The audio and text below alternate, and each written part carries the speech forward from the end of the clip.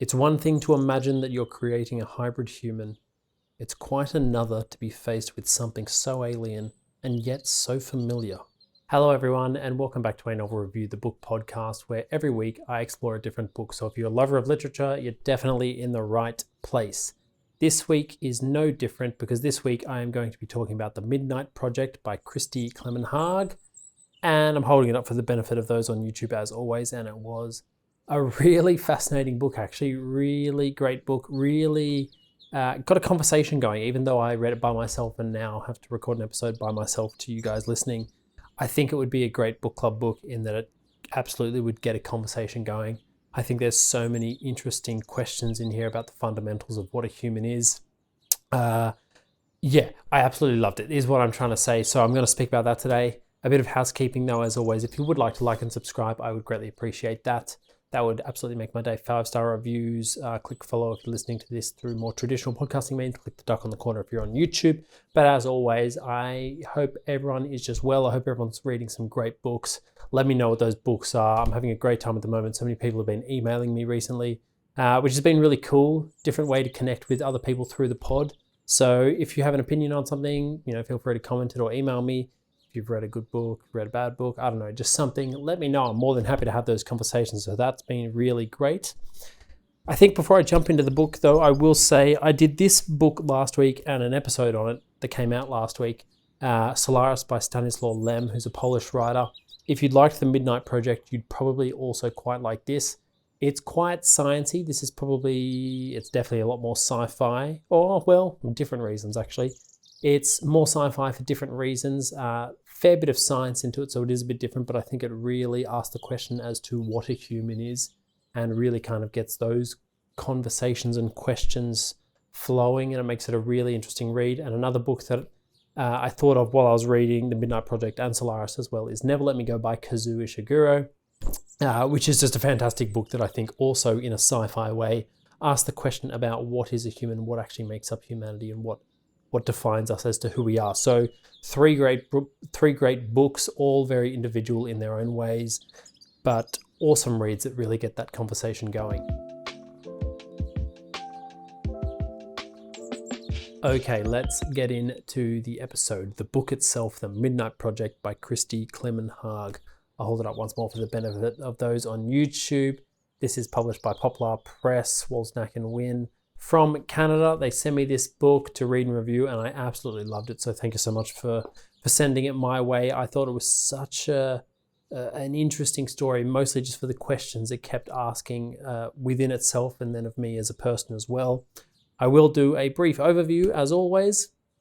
In the not too distant future for Earth is on the verge of an ecological collapse. The bees are dying, everything is dying, everything's falling apart.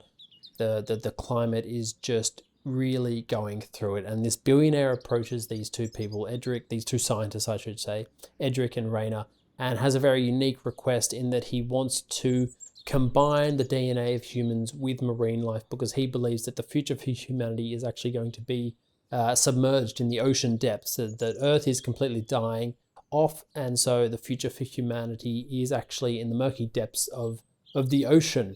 And so he approaches these two scientists from Generation, which is then the name of their company, Generation, which is a fun little pun, and says, I'm not looking for beauty here or anything like that. I just want humanity to survive. And it seems like a very altruistic thing, but of course he's a billionaire, so there are other motives. But from the offset, it seems like he really just wants to preserve human life, humanity, human culture. That's a really big thing for him. He wants to be able to preserve culture.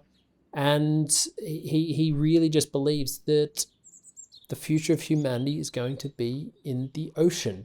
And it's this wonderful story, I guess, because it sort of raises a lot of questions. The first ones I'm sure we're all very much aware of and are popping up within our own minds right now. It's just like the morals and ethics of creating something like this, of merging human genes with other animals to then potentially have a proto-human that can survive in aquatic landscapes or marine landscapes. The absolute morals and ethics of that would be startling. But then these two scientists, Cedric and Rainer, of course, have the sort of moral dilemma of, well, if we don't do it, someone else might do it, and someone else might do it worse than us because we, are kind of the best at what we do kind of thing. So it's better that we can do it in a controlled environment and actually do it and try do it in the most moral and ethical way as well. And the story evolves from there, of course. And I won't say any more about that, but I'll now get into speaking about the book itself. So first things first, because I spoke about this with the Solaris episode, is the science of the story. And I think that's one really important, but I think where Solaris kind of, I don't want to say let me down, but kind of bogged me down, I guess, is it got very much into the science of the novel. And it got very, there are quite a few chapters that were very, very high level science. And as a person that doesn't have a particularly sciencey mind, I felt kind of removed from the story, and it did feel like a boggy few chapters, which was fine. It's kind of the price you've got to pay when you're reading a sci-fi story. It's natural that a writer of sci-fi would want to justify the position of their story. I will say in this, again, a lot of it just went over my head, the science that they were talking about, the DNA, the gene mutation, gene editing, all these kinds of things that are going on within the story. It did read as incredibly believable, and I'm sure it is completely backed up by some kind of scientific evidence, but it was a lot more readable in this particular case of the Midnight Project than it was in Solaris. I don't know if it just felt closer to home in what Christy Climenhage was talking about compared to what they were talking about in Solaris, which is kind of an ironic comment because that's kind of the point of Solaris, is that we can't understand things outside our own framework of human understanding. But it did feel incredibly readable. Like when they were speaking about it, those chapters didn't feel boggy at all. I thought it read incredibly well. I thought one thing I really actually enjoyed, and this is a spoiler, not spoiler, because it's a huge part of the story, is Cedric and Rainer do manage to create another life. This life has human qualities in that it can learn and speak and has these developmental aspects to it, but it is not a human in that, well, that's kind of what the conversation is it a human? Is it not a human? But they've managed to create a life that more or less in my mind is like a talking octopus that would make a very kind of wacky but fun kind of plush toy, soft toy kind of thing. But they do manage to actually create this life. So that's like a spoiler, not spoiler, because it's a huge part of the story. And what I really loved about the way that Christy went about telling this story is a lot of the story comes from Rainer, and she does feel like the main character in this story. Definitely the whole thing is from her viewpoint, but then we do get a few chapters where we delve into the mind of Cedric as well. He's facing a camera and speaking to the camera, and just kind of, it's almost like an audio diary, and so we do get just a few chapters from his point of view, and I think that really helps to align the story and balance the story in a really nice way, because you do kind of start to just get pigeonholed through Rainer's point of view, and you're going down and you're following her thoughts a bit too much, that then to suddenly get those few brief chapters from Cedric's point of view, I think really reels it in and brings it back to a much more human level.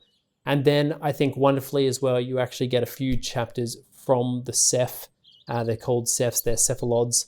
I hope I'm pronouncing that correctly. But this life that they managed to create, we actually do get a few chapters from their point of view. And I think it kind of brings this lovely, whimsical, childish humanity to the entire story, because it's these lives that are really discovering the world at a very accelerated rate and just trying to make sense, while also bringing in their own cultural experiences as these things that live under the ocean, bringing those kind of cultural experiences to the humanity side of what they're living through and experiencing. And straight away there's differences that they start to recognize and then sort of build together as one community. It's this really, I think, heartwarming story, but it is incredibly devastating as well, because it is all against the backdrop of vast ecological collapse across the world, and you're kind of very much aware that these Cephs, these beings, are being created because the world is falling apart. So I have my book of notes here, and every time I'm reading a book for an episode, I take down my notes and capture it in the book. And often when I'm reading the book, I'll pen down sort of questions I have throughout the story, and then like a week or two later, I'll actually come back and write up some notes for me to follow for the particular episode, I should say. And I think what I loved most was just the amount of questions that I was considering while reading this book. And I thought it might just be interesting to, I guess, read them out, because that might interest you, dear listener, to read and purchase this book. But also, if you've read the book, it might be something that you're thinking about as well. Can we blend our humanity with something else? That was sort of the top one. What do we blend? What makes us human? When is violence needed, i.e. the paradox of toleration, morality of violence? What is a human? Culture versus history. If we lose that, have we lost a part of our humanity? Is a human a person, an individual, or a shared collective past? And is that the same with culture as well? I mean, that's just some of the absolutely fascinating questions that I thought of while reading this book. I'll try to tackle a few of them now. I mean, what makes us human and when is violence needed? I found that a really interesting aspect of the story because there are aspects in the early stages of this story when they're first trying to create life. They've got to consider, what aspects of humanity, of our gene and genetics do we want to merge with marine life? And there was this really interesting part where they are purposely trying to not breed or create or share DNA that is violent with these marine life. And I found that really fascinating because it's kind of like, yes, on the surface, you don't want creatures that are inherently violent. But then you also can't really deny that we are the products of successful violence, if that's a way to put it, because we are more or less at the top of the food chain, and violence is a necessary part of life in that we live in a world before the emergence, I should say, or the birth of morality, whatever form that takes, is that violence was the jungle law. It was survival of the fittest, and it was kill or be killed, basically. And it's still very much like that in today's day and age. We're obviously not violent in that we don't like physical violence and we condone people just going out and beating people up on the street. We're definitely against that. But in other ways, we're coded into violence through action in terms of, you've got to be first, you want to be top, you always want to be dominating in some way, you want to be the best in some way. And this is kind of like a very passive form of violence that we now use in our everyday lives to try and be better at what we are than everyone else and beat everyone else within our society. So it was this fascinating thing about, do we try breed part violence into these animals? And they went against that. But then you've also got to consider we're throwing these beings, these mutated beings, into a situation which is under the ocean where there are animals that are not going to recognize that they're moral creatures.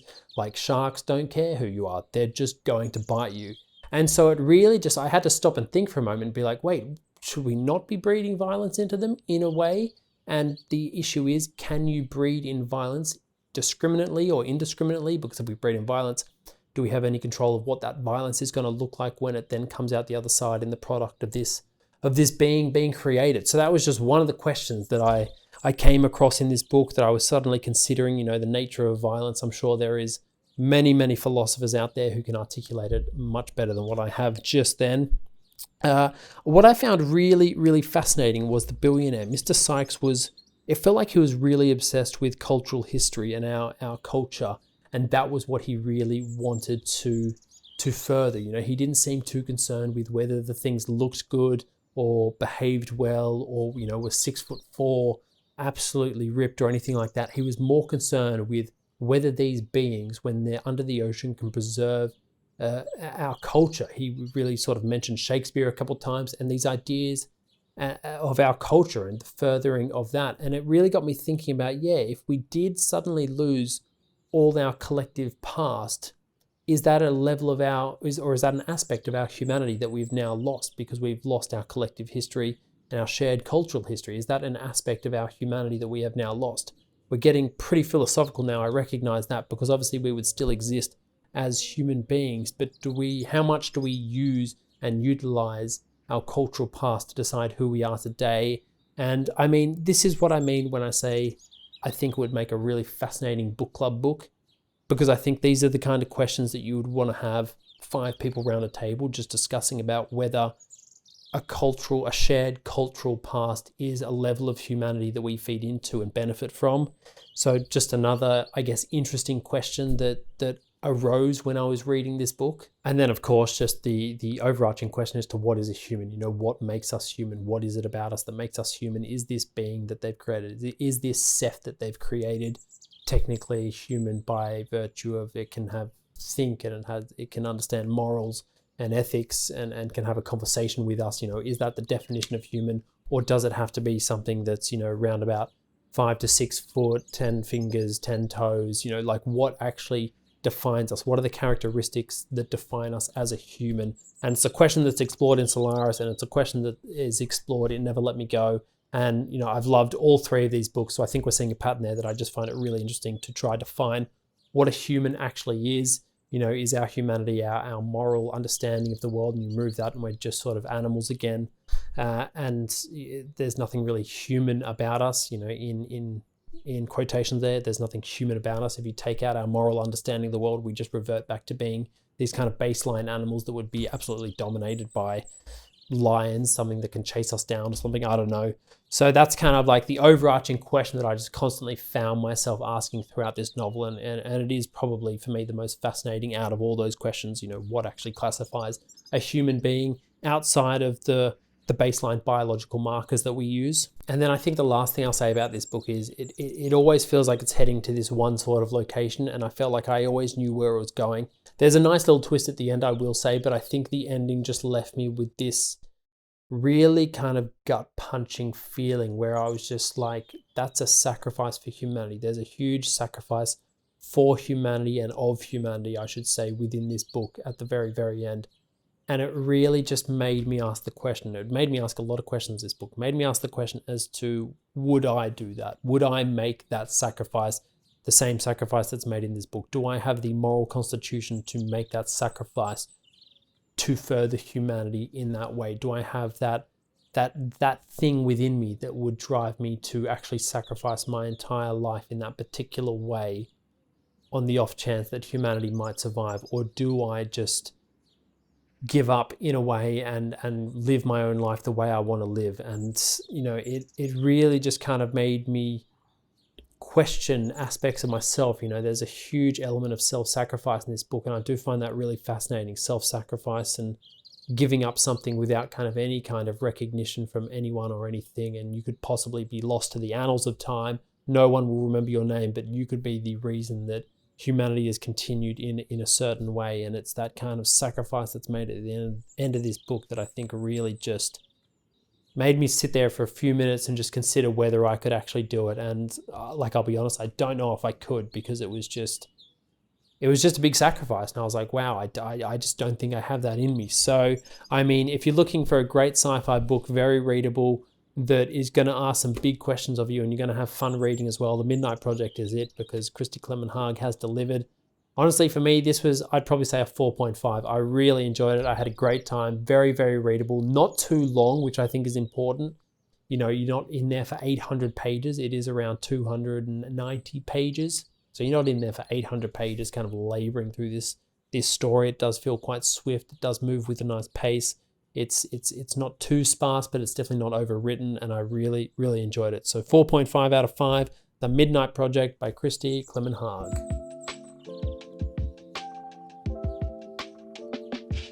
Well, thank you guys for listening all the way to the end of the episode. I really do appreciate it. I hope you enjoyed it. If you would like to like and subscribe, as always, thank you so much. I also appreciate that.